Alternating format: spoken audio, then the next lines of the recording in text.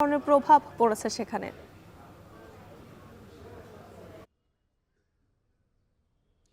যুথিকা বন্দরে যদি ১ ঘন্টা কাজ বন্ধ থাকে তার প্রভাব কিন্তু অনেক বেশি পড়ে। কারণ যেহেতু চট্টগ্রাম বন্দর দিয়ে দেশের ৯২% পণ্য আমদানি এবং রফতানি হয়, তাই যদি জাহাজ থেকে পণ্য ওঠানামা বা ডেলিভারি বন্ধ থাকে, সেক্ষেত্রে জাহাজগুলো যেমন অলস বসে থাকে এবং কোনো পণ্য ডেলিভারি হয় না, এবং যেসব রফতানি পণ্য শিপমেন্টের জন্য অপেক্ষায় থাকে সেগুলোও কিন্তু আর নতুন করে জাহাজে তোলার যে কাজটি সেটিও বন্ধ থাকে।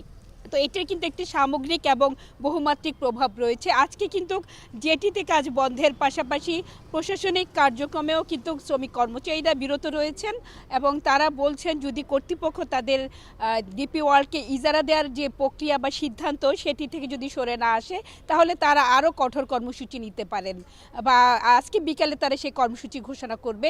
এর আগে কিন্তু দুদিনের কর্মবিরতি ইতিমধ্যেই চলছে, এবং বন্দর কর্তৃপক্ষ কিন্তু এর মধ্যে ২ দফায় বিজ্ঞপ্তি দিয়েছিল যে শ্রমিক কর্মচারীরা সরকারি সিদ্ধান্তের বিরুদ্ধে যদি অবস্থান নেয় এবং যদি কোনো ধরনের বিশৃঙ্খলা বা অপ্রীতিকর ঘটনার চেষ্টা করে, তাহলে তাদের বিরুদ্ধে শাস্তিমূলক ব্যবস্থা নেওয়া হবে। এবং এরই অংশ হিসাবে ৪ জন কর্মচারীকে কিন্তু শাস্তিমূলকভাবে বদলি করা হয়েছে, এবং অনেকেরই তালিকা তৈরি করা হয়েছে বলে শ্রমিকরা দাবি করছে।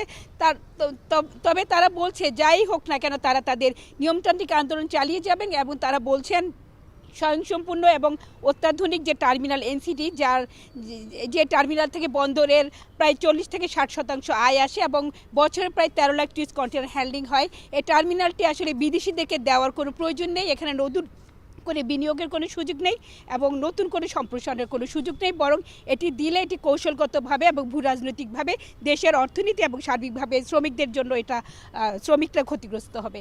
তো যুথিকা এই ছিল আমার কাছে এখনকার মতো চট্টগ্রাম বন্দর যে শ্রমিকদের কর্মবিরতি তার সবশেষ।